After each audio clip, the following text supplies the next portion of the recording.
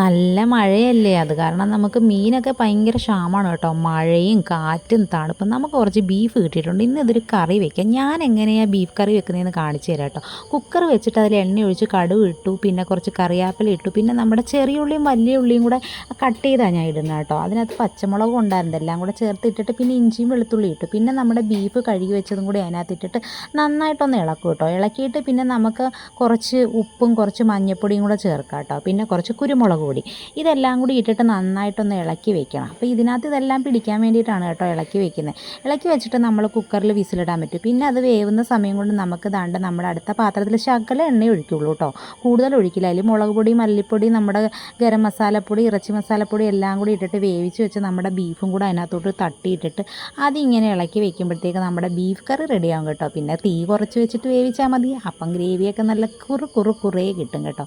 പിന്നെ ആവശ്യമുണ്ടെങ്കിൽ കുരുമുളക് പൊടി, ഉപ്പും ചേർക്കാം കേട്ടോ.